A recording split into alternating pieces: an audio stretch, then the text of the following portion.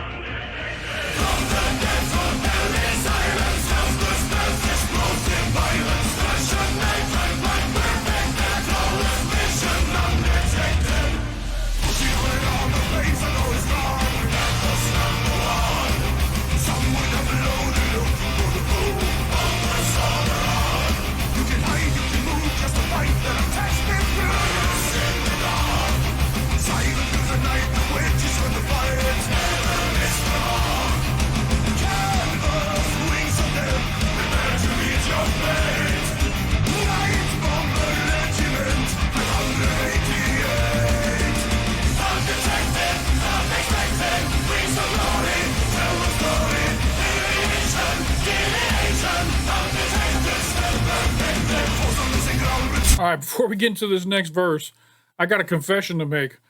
I don't think I've listened to this song since I reacted to it with my wife back in November. I don't know how that happened. I have a playlist here at the house that I normally put everything that I react to on the playlist, but I must have missed this because it sounds, I mean, as soon as it started, I remembered it. I was like, oh, I remember this. This is a great song. But I haven't heard this since November, so it's still a little fresh to me. Because shoot, this is going on into July, early August, so it's been over half a year since I've heard this song, and I forgot how freaking good it was. I'm gonna have to make sure I definitely put this on my playlist tonight. Huh? What a pleasant surprise. All right. So yeah, first verse great, chorus great. No complaints from me on this song so far.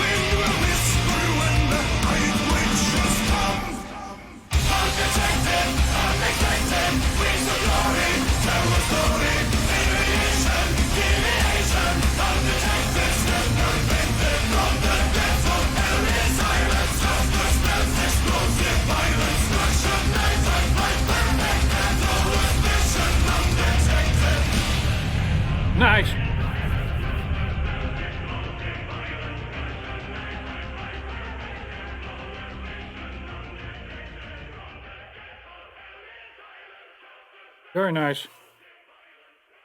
God, I can't believe I slept on this. I can't believe I let this song kind of fade out of my, you know, collection of songs I've been listening to.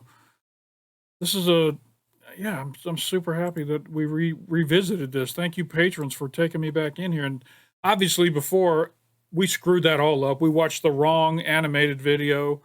The live that we watched was probably not the greatest live, so we fumbled the ball on that first reaction. I'm glad I get to go back and watch the correct deep dive videos. So let's go into this first history. This is Night Witches, female Soviet pilots, Sabaton history number 50. We got Joachim from Sabaton and Indy Nidell.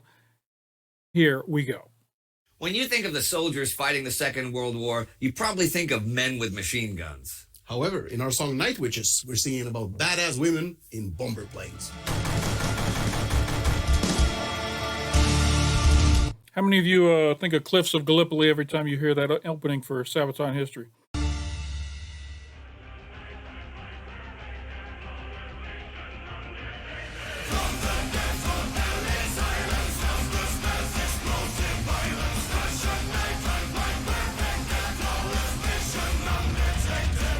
The large-scale industrialization of the Soviet Union in the late 1920s and 1930s opened up the country's economy for women in the workplace, and there was indeed no job for which a woman could not apply. Soviet propaganda encouraged them to join the workforce and steer the great machines of modernization, and the most fantastic symbol of that particular age of machines was the airplane. Many were inspired by Soviet heroine Marina Raskova, who set world records for long-distance flights, showing what pilots and planes from the Soviet Union could achieve.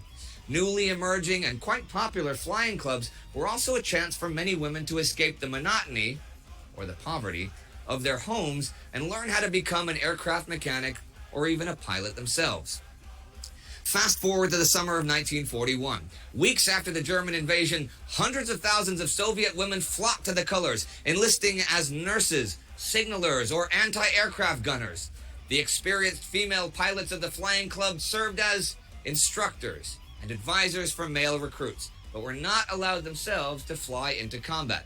The argument was that there were enough male pilots available. Marina Raskova, however, was determined to make a difference. With her influence in Moscow's political circles as a hero of the Soviet Union, she appealed to Stalin himself and got permission to create 3 all-female flying units: the 586 Fighter Regiment, the 587 Heavy Bomber Regiment, and the 588 Night Bomber Regiment.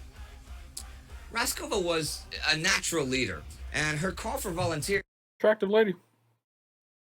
was soon answered by hundreds of young women from all over the Soviet Union hoping to break into the ranks of elite female pilots. By mid-October, as confusion and chaos swept Moscow in the face of the rapid German advance, Raskova had set up her training camp at the large aerodrome in the city of Engels on the Volga River. There, the women of the 3 regiments were to be trained with planes, engines, armaments, and aeronautical studies and military drills, while the college-educated women were trained as navigators. Those with factory or armory experience would work as mechanics. Naturally, all volunteers wanted to become famous fighter pilots themselves, but only the most talented and experienced pilots were accepted into the fighter regiment. They needed lightning-quick reactions and the ability to remain calm in battle. The professional pilots with many hours of experience were put into the Heavy Bomber Regiment, led by Raskova herself. Those with less experience put into the Night Bomber Regiment, but those women may have needed the greatest courage of them all.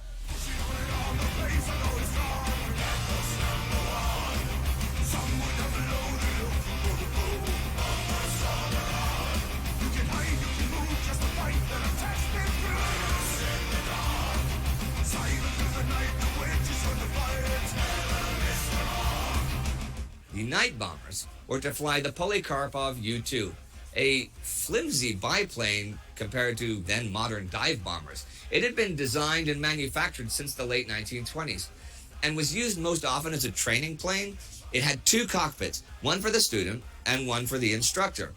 It was a small and slow aircraft, made from lightweight plywood and percale, which was finely woven fabric made out of cotton. It was cheap to manufacture, unimpressive, and outdated, but nonetheless a reliable workhorse for transporting the wounded, dropping supplies, or reconnaissance flights. The Soviets nicknamed it the crop duster or the duck, while to the Germans it was to be known as the sewing machine or the plywood Russ, since it was totally defenseless and too slow to outrun any of the German fighter planes. It could only operate in the safety of night.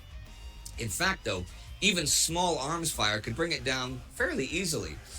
But the overall situation was so bleak that even those little planes became symbols of hope and resistance. Over time, the women began to appreciate the simplicity of the crop duster, especially since the women of the heavy bomber regiment had to fly the Su-2, which was nicknamed the bitch because of how difficult it was to master.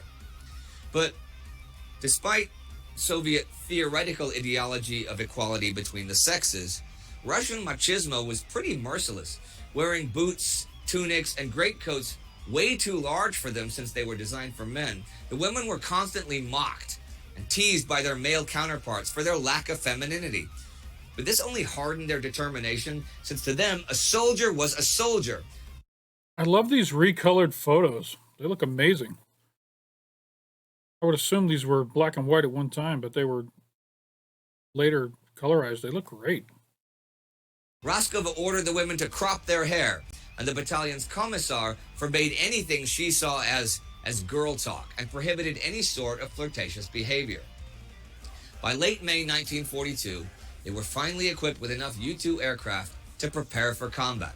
By summer, they left the aerodrome for the southwestern front to meet the German advance on Stalingrad and the Caucasus.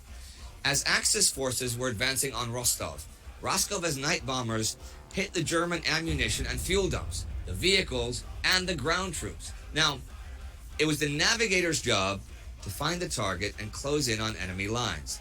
Then the pilot would turn off the engine and silently glide through the night. Huh. The first planes would throw down flares to illuminate the targets, and the loads would be dropped. Then they would turn on their engines and escape before the Germans could fight back.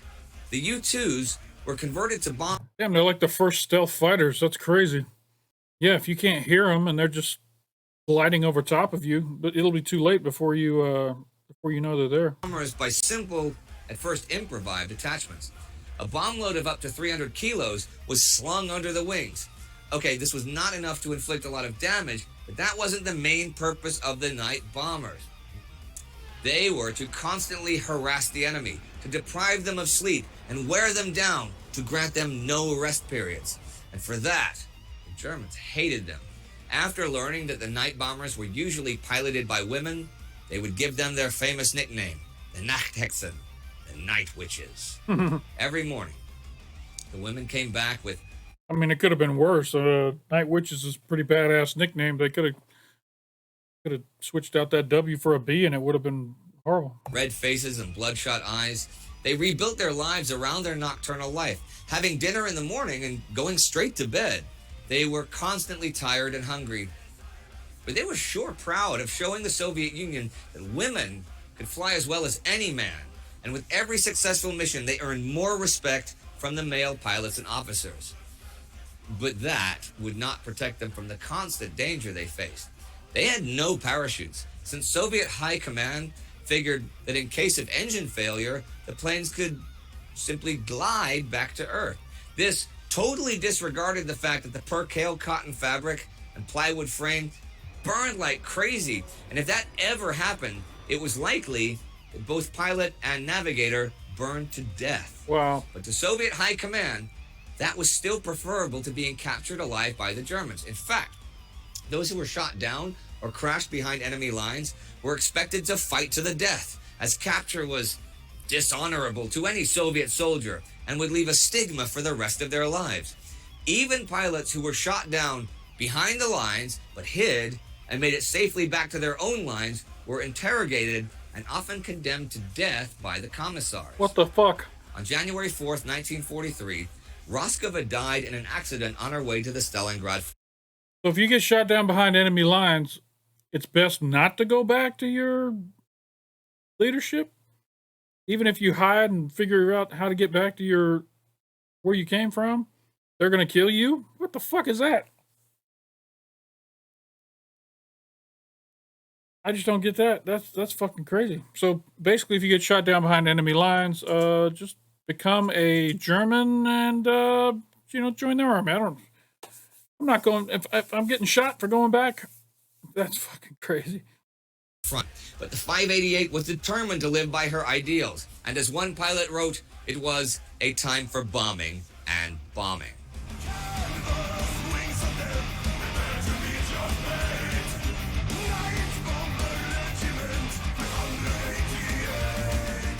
The Soviet counterattack prompted the hasty withdrawal of the Germans from the Caucasus and gave the Night Witches more than enough opportunities to harass and attack the retreating troops.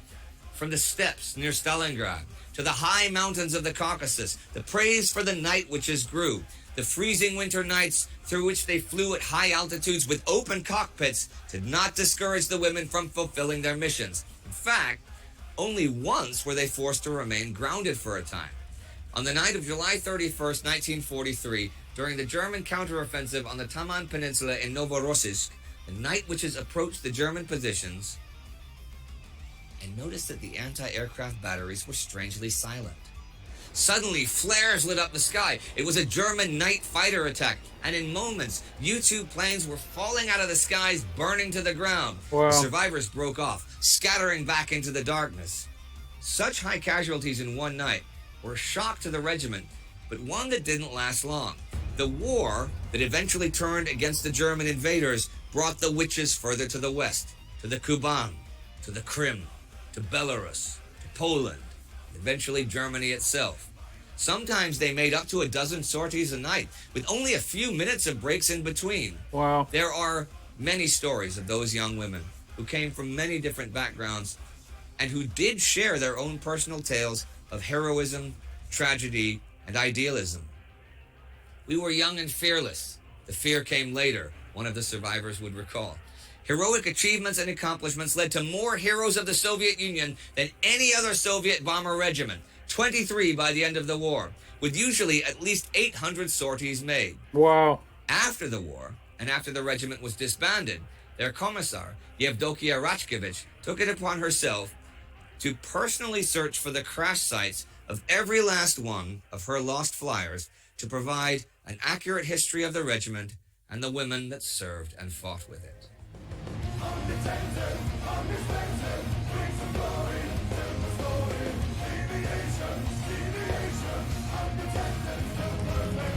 Okay, badass women in bomber planes. That was a really good description, right? So how did you guys decide to choose this? Actually, when we started doing research for heroes, this was one of the first that came up for us. Yeah, that's been in our what do you call it? Secret Sabaton archive for a while. All right. And we just thought it was a perfect way to open the album as well. Yeah. We have a tradition of doing something surprising for the first song, and I think that massive opening was a perfect. Hell yeah, I'd never heard this story. Matter of fact, it wasn't only till recently that the U.S. started allowing female pilots to participate in combat activities. Before that, they were only allowed to do, cargo shipments and that kind of stuff. So hell, Russia was way ahead of the feminism game, I guess. Equality game. Let's go there. Perfect way to start off the album, Yeah, and then the tempo change into the Oh chorus. yeah, sorry, you're right. Yeah, and we did something different there also with the chorus being half beat compared to the rest of the song, and which is something I really hate. But if you hate it, why did you allow it to happen in this instance? It's the only time I actually thought it worked. Yeah. We wanted that. Whose suggestion was it? Who said, "Hey, come on, let's do this"? And you said, Oh, I did that to myself. "Oh, okay." So, but no, I remember so clearly when we were doing the PR for this album. It's a couple of years ago now, but I was doing an interview and I was in the final stages of doing something else. I was in the studio. Interviewer was a bit nervous, I should say, and not used to doing interviews. And we had I think a regular 30-minute interview. I was on the phone. He asked me to tell something. Well, you have a lot of stories. Could you tell me something from the album, Okay. story-wise? And I started, I can make an example out of the first song. And I started telling the story of the Night Witches. Okay. And I got a little bit carried away, because yeah. I was proud of the song and the story. So I, got carried away. And I probably spoke for about 8 minutes about only that song and the story about it. When I was finished, it got silent. And then I hear, okay. And the next song? Oh, man. Oh, gosh. Oh, that's brilliant. So, now, what was the reception for Night Witches? I mean, was this, because this is not something that's familiar to people. No. The story in itself is fantastic, no matter if it would have been men or women. Yeah. The fact that it is women, it's a, extra nice bonus, I think. Yeah. And it's very Soviet Union, too. Yes, and it's still, a part of our live set, very popular with the fans and us as well. Yeah. I think we have some of the coolest, pyro and video stuff going on that song as well. Absolutely. So I actually really enjoy playing that because we all, I guess, go off stage as the live intro for that song starts. And I sing the intro off stage, and I just get running in on the first boom of the verse.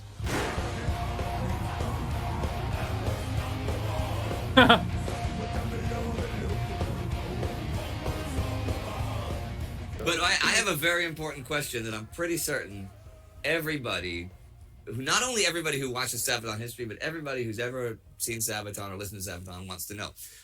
Now, Night Witches, right? They to avoid any outward appearances of too much femininity and stuff because of problems with the male soldiers, they all cut their hair really short. They all crop their hair, right? One, do you think any of them had your hairstyle? I certainly hope not.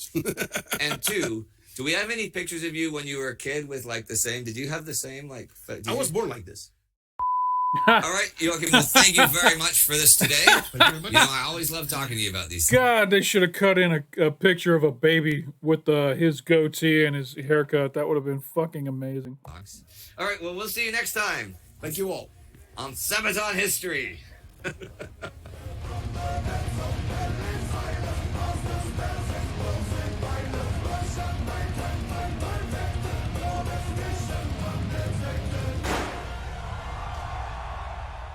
All right, everyone, you know the drill. You click, get some subscriptions, check out Indy's other channels, become a Patreon. That's it. Get the fuck out of here. As always, support Sabaton History on Patreon so we can continue to learn about these amazing stories and these amazing songs. All right, now we're going to check out the animated story video, the correct one this time that we should have watched back in November. I've never seen this one, so sure the other one was just an abridged version of this one, but I kind of look at this as these are the first stealth fighters. If they were able to quietly fly over their enemy and undetected and bomb them, these were the first stealth bombers right here. The Germans are resting behind the lines of the Eastern Front, their tents in neat rows. All is in order in the quiet and still of the night. It's cold, and the winter snow crunches under the jackboot of a guard. Looking up into the sky, the snow starts to drift down. It's peaceful here. Was that a noise from the sky? No, it's just the wind. Suddenly, piercing the still of the night, there's an otherworldly scream and a whoosh as a dark form speeds by. And was that a woman's laughter in the distance? There are no engine sounds, and the suddenly fearful German soldier loses his footing and whispers under his breath, Die Nachthexen. The world is all at once a bloom of fire and ash, and two more dark forms pass without a sound. Hearing the whooping and celebration of these supernatural creatures, the guard shakes himself from his fear and calls out, Die Nachthexen! Die Nachthexen! The Night Witches! In the sky, above, 3 planes of the soon-to-be famous 588th Night Bomber Regiment. Their engines now... Y'all catch the Sabaton logo on the propeller for this plane? That's dope. I was just going to point out how cool it looks for that oversized moon being in here, too. Now running, turn east for home. Time time to rearm and refuel for another mission. Coming into land, they're greeted by their commissar, Yevdokia Rashkevich. The young girls that form the pilots and navigators are between the ages of 17 and 26. They are desperate to take the fight to the Germans and have traveled from all over Russia to join the all-women regiments. The 588th is where the least skilled of all the women are placed, but that didn't stop them from carving their name in history. In the early days, they were largely ridiculed by the Soviet men. Given men's uniforms that were too big and shoes all of the same size, the women did the best they could with the clothes, making them fit with belts or filling the large men's shoes with stuffing. The equipment they were given was woefully out of date. The Polikarpov PO2 was a two-man trainer, underpowered and made of cloth and wood. These old string bags were nicknamed crop dusters, or even worse, sewing machines due to the noise their tiny engines made. But the women of the 588 ignored the taunts, and despite the odds, turned the plane's shortcomings to their advantage. The planes at maximum speeds were far below the stall speeds of any of the German fighters. Giving them a tight turning circle, they were almost impossible to hit. They were susceptible to small arms fire and anti-aircraft guns, so their strategy was to attack in threes, with a navigator in each plane. At her signal, the pilot would cut the engines and swoop in slowly, silently, dropping their bombs, dealing death from above. Unexpected, undetected, stealth perfected. If necessary, the other two would draw fire from the fighters or from the ground. They slept during the day and rose at dusk to take their vengeance on the invaders. This unnatural bravery and their stealth tactics earned them their title, the Night Witches. The German ace, Johannes Steinhoff, said, "We simply couldn't grasp that the Soviet airmen that caused us the greatest trouble were in fact women. These women feared nothing." How awesome is it that Sabaton took the time to make this song about female heroes during the war that weren't just heroes because they were nurses saving lives or, those kind of things. These were frontline pilots putting their lives at risk, killing the enemy. And, the world hasn't been shared. This story hasn't been shared with the world. It's more of I don't know if it's I don't even know if the Russian government, celebrates this. I'm not sure, but it's completely awesome that Sabaton was able to bring this to the forefront and let the world know about these amazing women. That's awesome.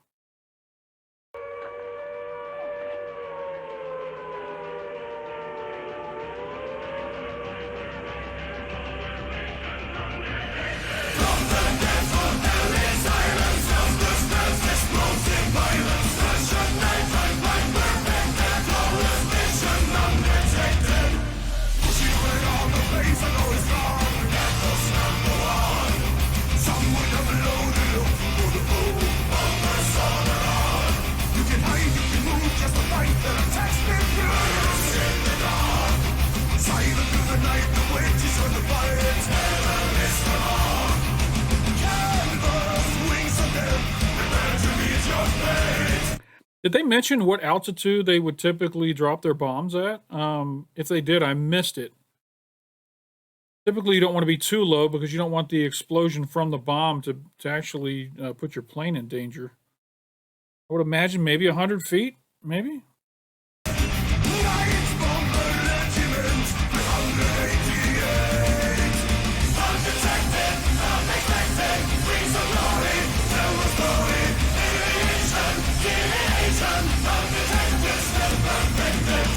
When I used to jump out of planes in the Army, we used to jump at about 800 feet. So that's pretty low. I mean, the ground came up quick at 800 feet, so I would say anywhere between 500 and 100 and... I'm just guessing what their elevation was. Anywhere between... you want to be out of range of small arms fire, too. I guess between 500 and 1,000 feet is where they drop their bombs. That's my guess.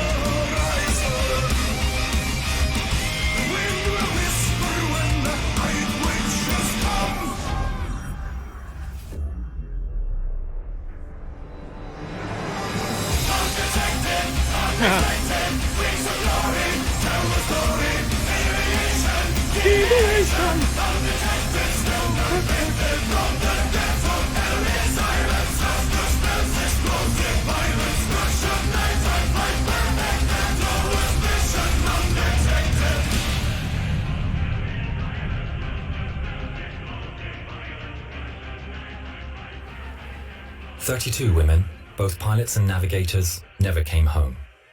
The 588th became highly decorated and respected, flying more than 23,000 sorties, dropping over 3,000 tons of bombs. Hold on. We got to go back. I'm sorry. 32 souls lost in how many sorties? Never came home.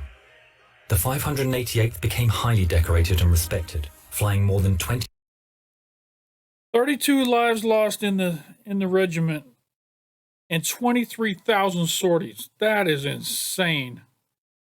I mean, they had like over a 99% chance that they were going to come back safe every night based on those numbers. Crazy. 23,000 sorties, dropping over 3,000 tons of bombs.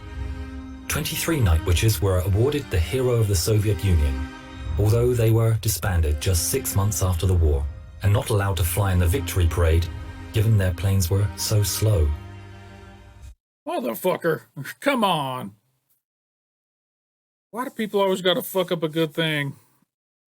They could have come in last with the slow planes. They didn't have to disrespect them like that. It would have been such an amazing bookend to this story, as if they were, the people of Russia got a chance to show them their appreciation. But instead, they were disrespected. That's wrong. From 1956, after she retired from active service, their commissar Yevdokia Rashkevich took it upon herself to find the site of every single one of her girls that was downed, to mark the place and to pay her respects to each one of the incredibly brave Night Witches.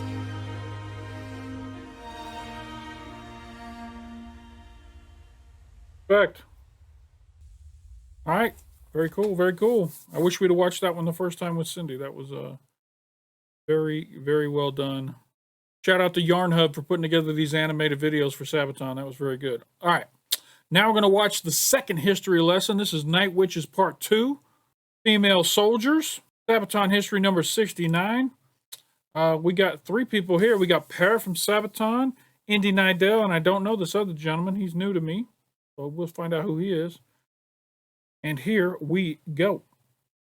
I'm Per from Sabaton. I'm Spartacus from Sabaton History. And I'm Indy Nidell, and as you noticed, I am not the main host of Spartacus. All right, Spartacus, got it. this episode. The reason why, as some of you will know from the World War II and Time Ghost channels, is that I have the coronavirus. I'm a lot better now. I was sick for 3 weeks or so. I didn't have to be hospitalized, and I didn't have the big breathing problems, but it was pretty nasty anyhow. But I still can't have anyone into my place, and I can't leave my place, which means I can't properly do any lighting or filming. So Per and Spartacus are going to do this episode together. Take it away, guys.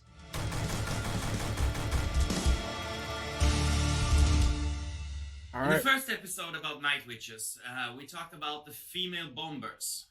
But there are a lot of other women that fought valiantly in different wars, and we're looking at a few of those in this episode of Sabaton History. So we're going to not get away from the female pilots and focus on female soldiers that actually fought during the war too. Damn. They were way ahead of most of the other countries when it came to putting females on the ground. And again, Russia lost millions of souls during the war, and maybe they just had to start using females because they were running out of men. Russia lost so many people, more than anybody.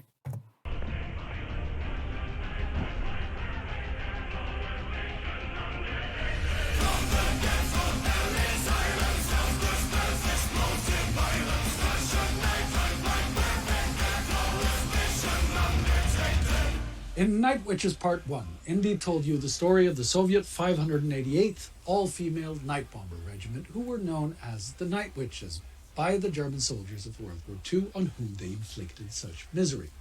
But they weren't the only ones who deserve remembrance for their deeds during the war.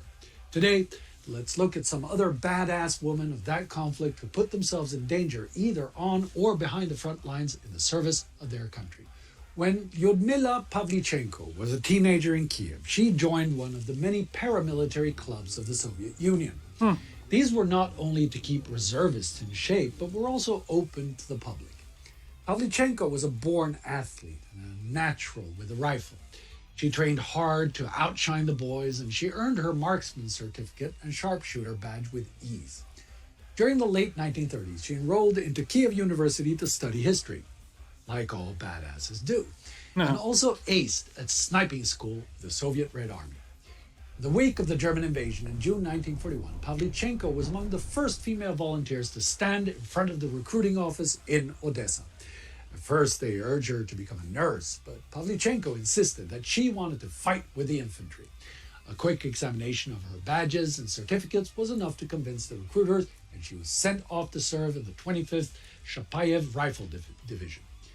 She was to become one of 2,000 female snipers in the Red Army during the war.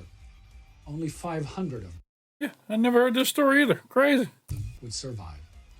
Her story goes that while her division was awaiting the advances of Axis forces on Odessa that summer, they sent out snipers to harass the enemy. At first, Pavlichenko was paralyzed by fear as the Axis advanced on her position, but suddenly the young man next to her was killed by an enemy bullet. That snapped her right out of the fear. She took his scope Mosin Nagant bolt action rifle, scored her first 2 kills of the war, the first of many. In just 2 months of fighting for Odessa, she is said to have killed 187 Axis soldiers. After Odessa fell in October, her unit was taken back to Sevastopol on the Crimea, awaiting yet another siege. By May 1942, she had really made a name for herself and was promoted to lieutenant after marking her 257th kill. She was sent out on even more dangerous missions like counter-sniping, which was a duel to the death with enemy snipers. Pavlichenko killed 36 of them. Wow. After being hit in the face by mortar shrapnel in June, Soviet High Command took her out of the line, though. She was a well-known hero and was now too valuable to lose in combat. She was Lady Death, the female sniper with an official total kill. What was the Tom Cruise movie where he respawned every time he died? There was the female who was like the something of Verdun or something like that. I'll put it down below. I'll look it up. Here we go. 309.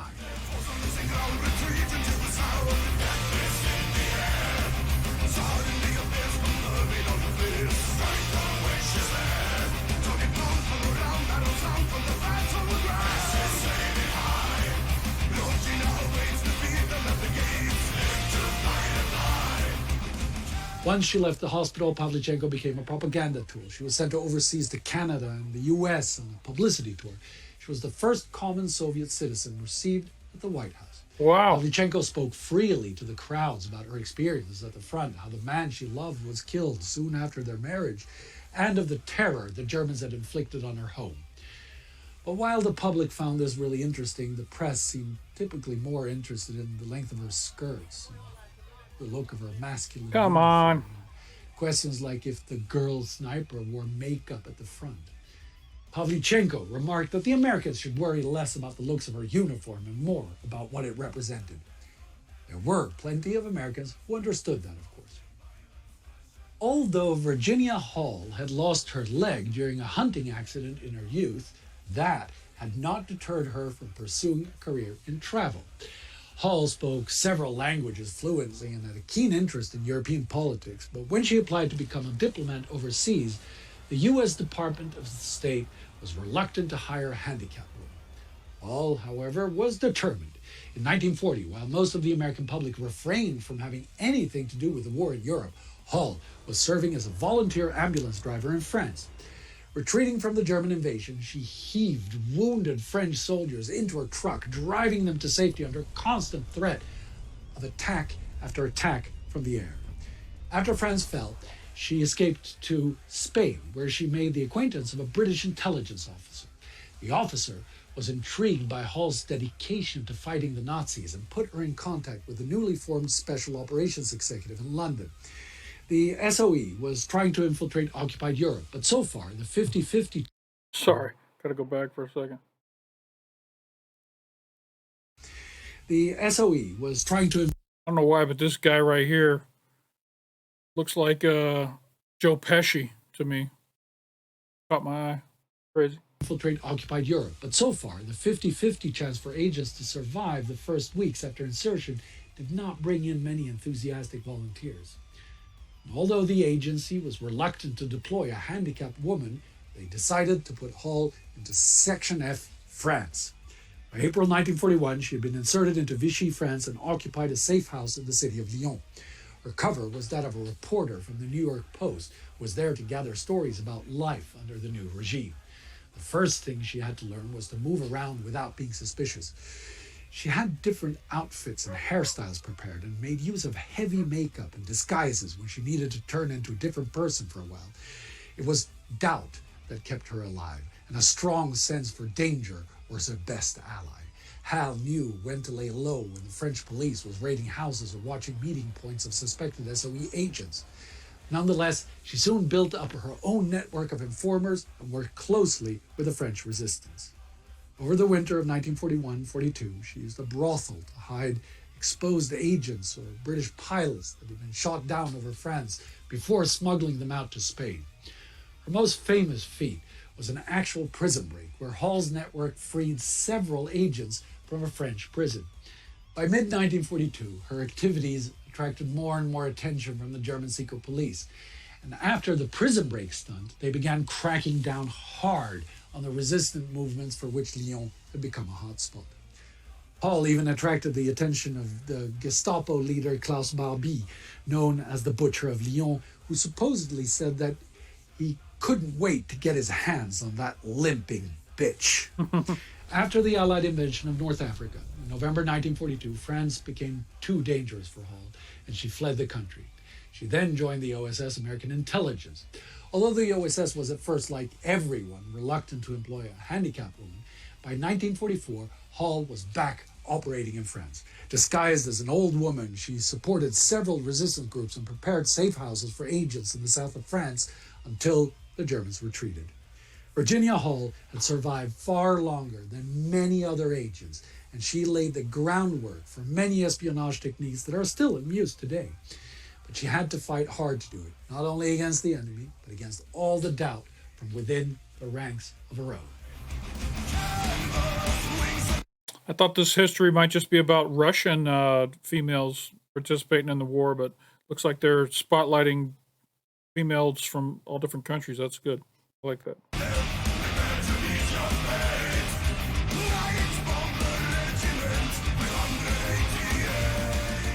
Before the war, Simone Seguin had lived a normal teenage life southwest of Paris. Her father had been politically active in her hometown and was very vocal against the German occupation, and she greatly admired his patriotism. Now, he had fought in the Great War as a volunteer, and this war she wanted to do her part. The German conscripted her to work as a seamstress in Paris, a big mistake in hindsight, because in her workplace, she made contact with members of the underground resistance. They fixed her a fake passport under the name of Nicole Minet from Dunkirk. Her first mission was to prove herself to the resistance and steal a bicycle from a German officer.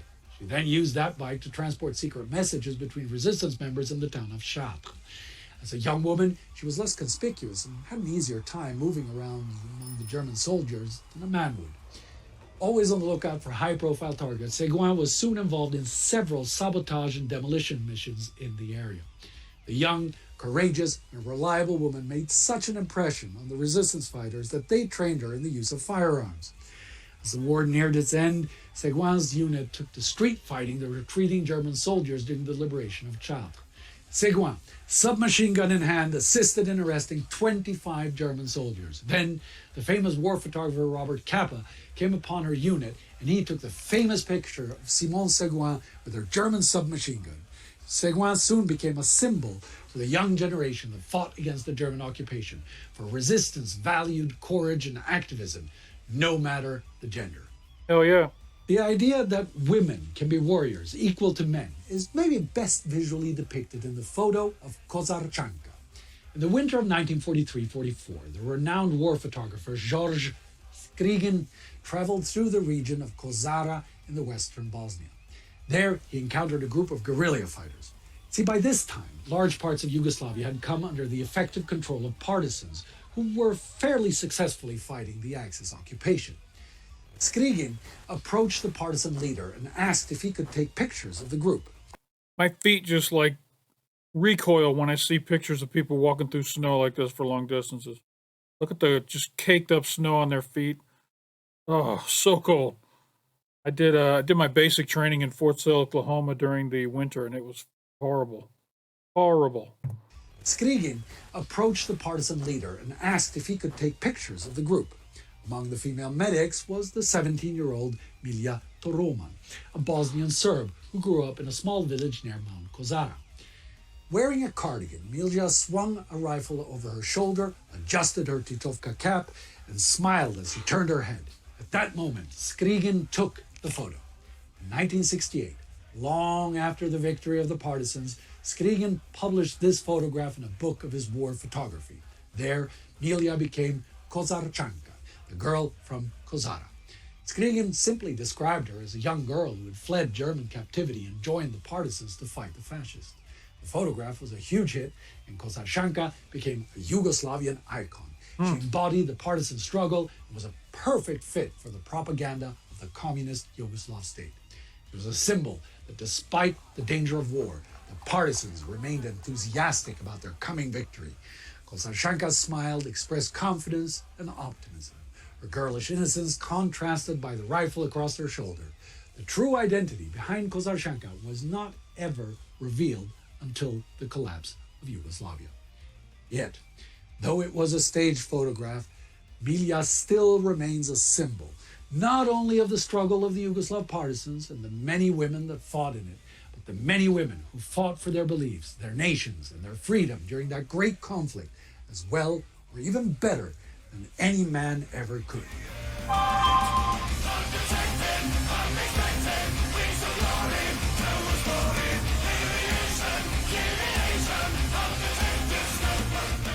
So, yeah. but Per, despite that you're a metal band and you sing about something very, very male, war, you have a lot of female fans, right?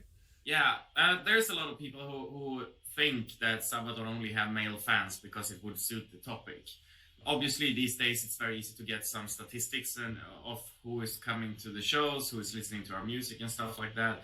And because of a project that I was working on, I was collecting a lot of statistics, especially from the last tour and from a lot of other things. And it varies about 30 to 40, 45% is the females that are showing. Sorry, I just want to check out this graph here. So their major demographic is people between 25 and 34. Slightly more males than females. But their females are represented in every category. And heck, they've even got a nice section of folks between 55 and 64, which shouldn't be surprising. The rock, a lot of people from the rock and roll ages of the 70s, 80s, 90s, that time frame will be up in their 50s and 60s now. And Sabaton makes good rock music, so that's not surprising whatsoever. It's cool that they have a broad audience like that. Showing up at our concerts. The Sabaton crew sticks out with a little bit more of women present. So I don't know if it's that we are so attractive that the girls come, or that they just like that we sing heavy metal songs. But I'm very happy to have the diversity of this. And you have an all-female fan club as well, right? Yes, we do. And it ties to this episode because obviously they are the Sabaton witches, so it's the all-female regiment of Sabaton fans. Nice. Hey, and we also have the newest member of our team, Maria. She runs a doom metal club in Stockholm when she's not working for us, and that's yet another female metalhead. Oh yeah, I mean, absolutely. And in the next, we're going to introduce Maria properly in the next episode, because you guys who are part of the different tiers on the Sabaton History Patreon group, you will have a lot to do with Maria in the future because she's taking over all of that as she already did. Heck, I was introduced to Sabaton by Martine, who's a female fan of the group. So I wouldn't be here today reacting to these Sabaton videos if it hadn't been for a female Sabaton fan reaching out, spreading the word. She's already taken over that. Indian Pair, talking about patrons and our exclusive content that we make for patrons, there's something exciting coming up on Sunday, right? Yeah, that's true. We're gonna have a streaming session, including me, Joaquin, and you, Indy. And We're gonna talk about different things, talk to the Patreons, and answer a couple of questions, and have a little bit of interactive online hangout meeting with Patreons. yeah, like half an hour or so, something like that, for a little while. Yeah. Yeah, we've already started collecting questions from the patrons, so it's going to work like, yeah, it's going to be fun, and it's going to work like this: the patrons get to ask questions and are actually there live for the live stream, but we are going to put the live stream up after it's done so that you can view it on YouTube as well if you are unfortunate enough to not be part of the exclusive and wonderful group that is the Sabaton History Patreon group. Great. Hopefully I won't be so interrupted by a Russian team of climbers that is the first people I see in a while that is actually climbing down on my balcony right now using ropes, making this look like some kind of insertion of special forces. I'm not sure what they actually plan to do, but if I'm abducted soon, this will be a very legendary broadcast, that's for sure. Per, abducted by Spetsnaz in the middle of the Corona crisis. Yeah, that would be a story for sure. So, but you're in Moscow right now, Per, right? Yeah, I've been in Moscow since the ending of our tour. In March, we had a tour in Russia, and we had to cancel it after the Corona put an end to all the shows. And since then, I've been here. So I'm actually working on some interesting projects for the future. Something that I think a lot of people have been looking forward and will be quite surprised when we launch. So I'm not sitting here and... I wonder if that's when they covered Radio Topok's Defense of Moscow. Just curious. No, that wouldn't be right. Timing's not right on that because this was during COVID-19. So this would have been in the last couple of years. Disregard my previous. And feeling horrible and locked in for another reason. So we have something really cool coming up in some years from now on. But it's a big project, so it started already now. Well, that is it for today, ladies and gentlemen, but I and Per and maybe even Sparty will see you soon here on the Sabaton History channel. Thank you so much for watching.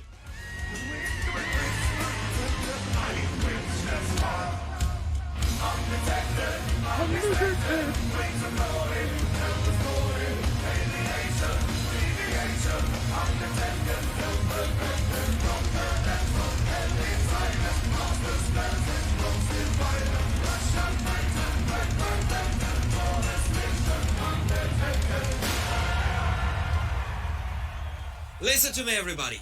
We love the Sabaton History channel. If you do it, please share it with us. Support it on Patreon, YouTube, and any way you want. Thank you for your support. Let's do this forever. All right, that was Night Witch's Sabaton History number 2, where we covered some of the female heroes from different countries that participated during the war. That was very informative. I didn't hear of any of those folks before, so that was a learning experience for me. Very cool. All right, let's check out this live performance from the Wacken Open Air 2019. I always love these performances from Wacken because the crowds are great, the stages are great, and a good time. They always make me smile. All right, here we go.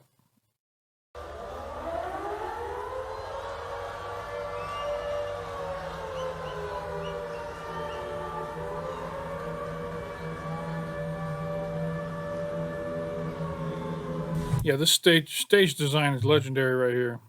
The burning, the bull burning bullhead there.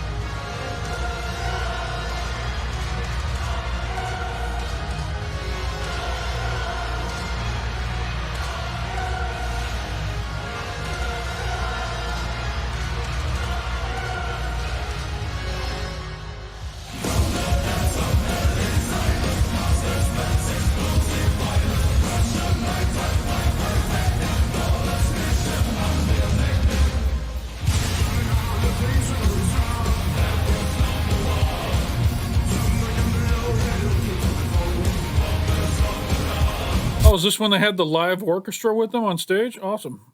Oh, that's the some of the original Sabaton members back when they had a keyboard player.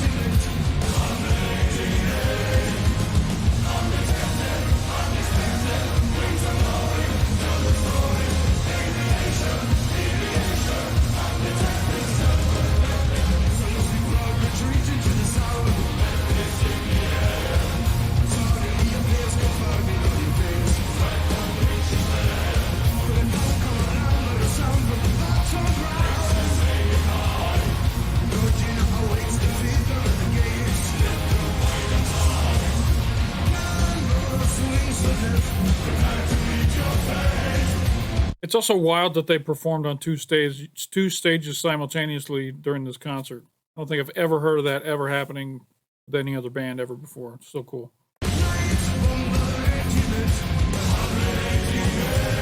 Hey, Tommy.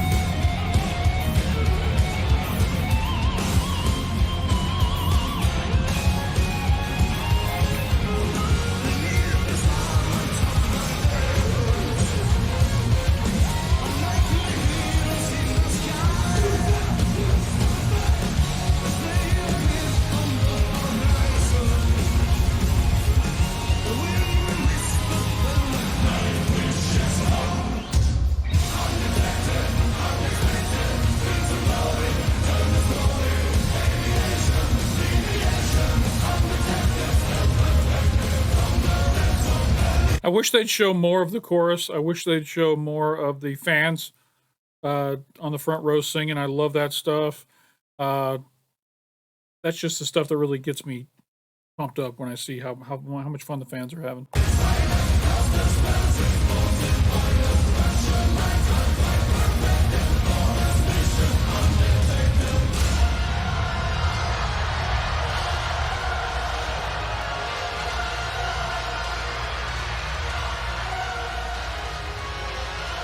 Yeah.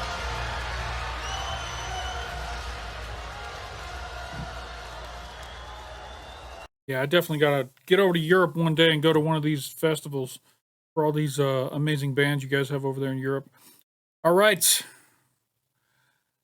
That concludes the new 5 videos that I have recorded for this deep dive into Night Witches.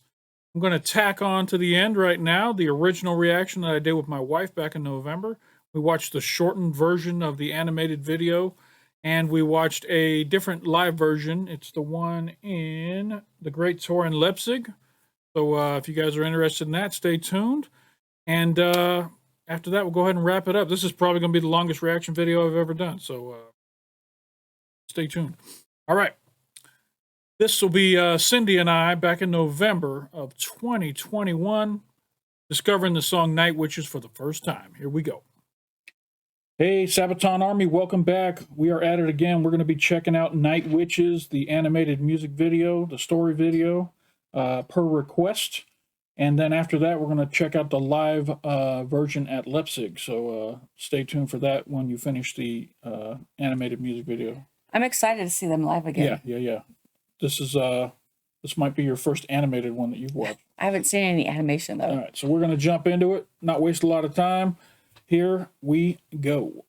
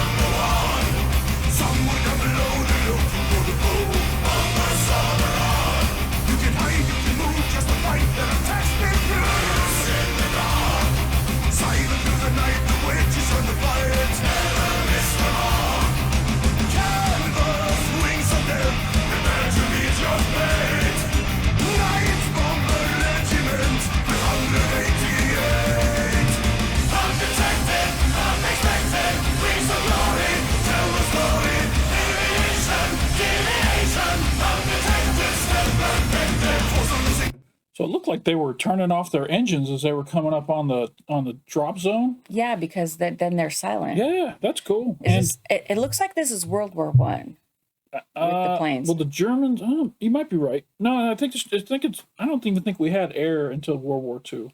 Okay. But you might be right. I could be wrong. I don't know. I know we had air in World War II because that's all the heavy bombing between Germany and yeah, but we had big bombers.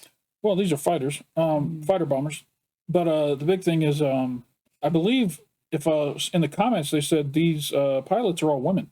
Wow. And I believe that's why they were nicknamed the Night Witches. Very cool. The moon looks like the Death Star. I'm just saying. A little bit.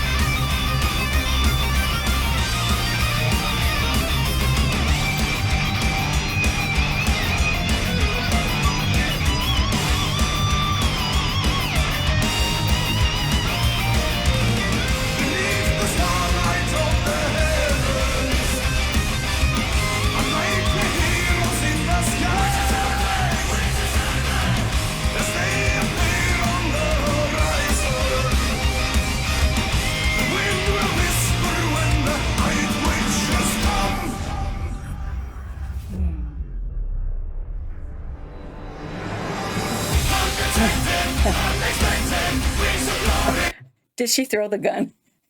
She shot it and then she threw the gun. That's great. Go back 10 seconds. Oh, I want to. Did I see that right? Women rock.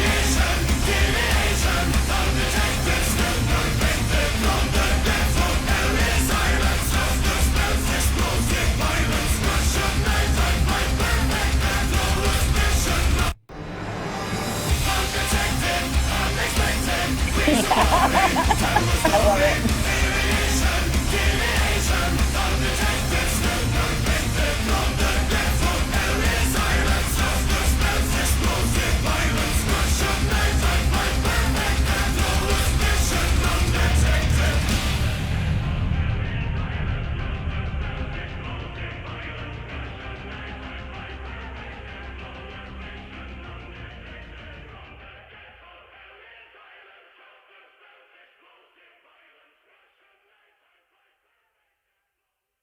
I'm not sure what military they were fighting for. I don't know. It sounded like I heard Russian in the thing there. Let's see if there's anything in here.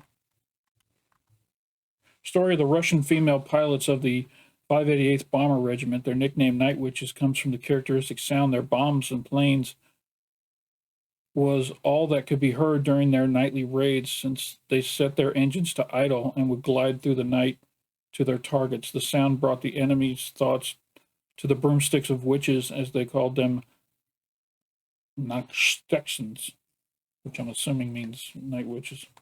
Very cool. Which war, though? World War I or II?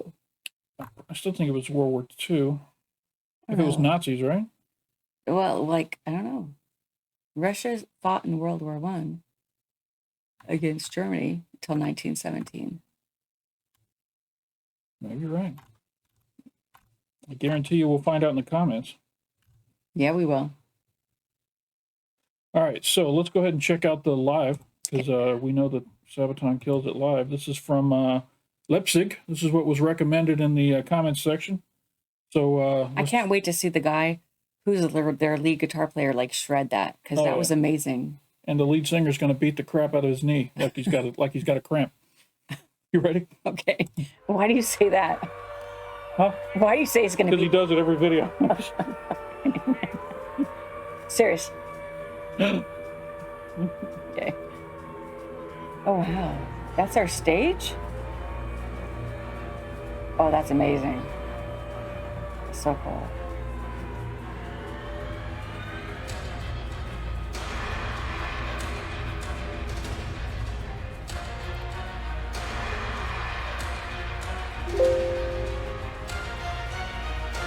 Are there captions on this?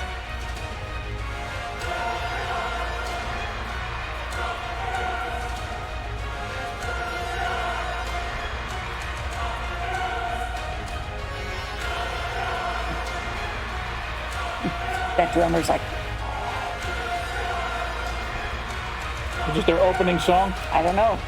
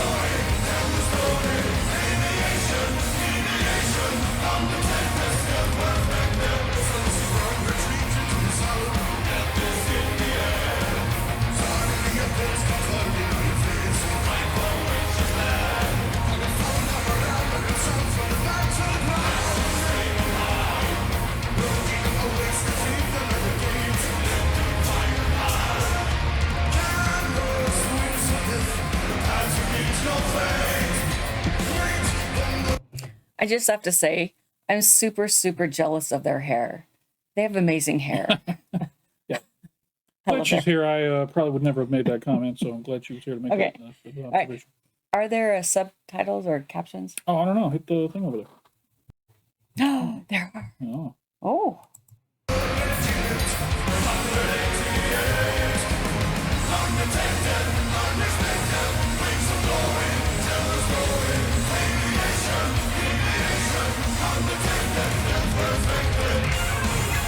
Oh, here comes that amazing.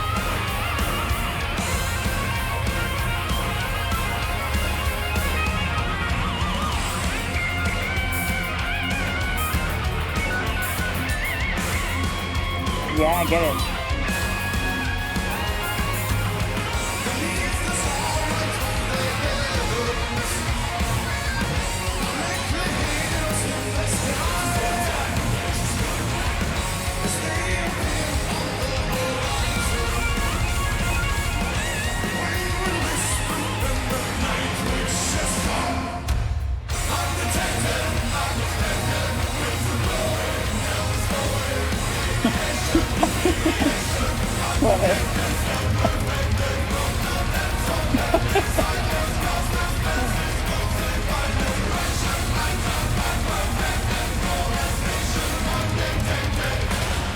Wow. Yes. That was awesome. Oh, so unexpected. Oh my goodness. And then they just give the lead singer a shoulder-fired rocket launcher and send him out there on the stage. Oh my gosh. All right. Excellent song. Cool story. The Night Witches, female Russian pilots that would sneak up on their enemies at night, bomb them, and got a great reputation for taking care of business and making it back. I love all the hidden stories that they're telling in their songs. Oh, yeah. Like, I had no clue. No, I mean, I don't mean to blame our particular education system, but we would never be taught something in this detail unless maybe we took like a college course on the wars. Like a specific war. Oh yeah. But at the same time, their music is phenomenal. Oh my goodness. The beat, like, I love it. Yeah, heavy. And it's a cool way to teach people about, I mean, I've been learning a lot just since I've been started watching these videos. So I feel like I'm just waiting on somebody to ask me something where I can just say, oh, by the way, let me tell you about that. Did you know? Yeah, let me tell you all about that. All right. Good? I'm good. All right, that's it for this video. All right, that was fun to go back down memory lane. I hope you guys enjoyed that. This was a very long reaction, so I'm not going to burn you guys up on running this thing down at the end. Amazing song. Women fighting for their countries, for their freedom, for the pride of their nations, that kind of stuff. Paying tribute to them. Thank you, Sabaton, for giving these women the respect that they deserve. That's all I got for this reaction video. If you guys had a good time and you enjoyed this reaction, hit that like button down below. Let me know this is the type of content you want to see and that you enjoyed the effort. And if you're not already subscribed to the channel, big red button down below. If you're a Sabaton fan just discovering me, I've got over 70 Sabaton reactions on this channel. Check them out. I got a whole playlist of them back from when I first discovered them, with 82nd all the way up till the new album and everything. So actually going to see them in concert here in a couple of months, so I'm excited about that. If you're the type of person that can support a small channel trying to grow over here on YouTube, there's a link up in the corner to the Patreon. Come on over, join the Patreon. We do polls over there to decide what we're going to be watching in the upcoming months, and that's how this particular deep dive got put on the list for August. So thank you to all my patrons who participated in the voting, and thank you to all my patrons for supporting the channel. I really appreciate it. It helps keep this thing cranking out, you know. It lets me know that you guys are appreciating what I'm doing over here. So thank you. That is all I have for this video. If you guys made it to this far in the video, I want you to put the word Zaxby's in your comment to let me know you made it to the end of this extremely long reaction video, probably the longest one I've ever done. So shout out to all of you who hung in there. Put Zaxby's in the comments, and I'll make sure to give you a personal thank you for sticking around to the end of this long-ass video. So that's all I got for now. Appreciate you stopping by, and don't forget to come on back.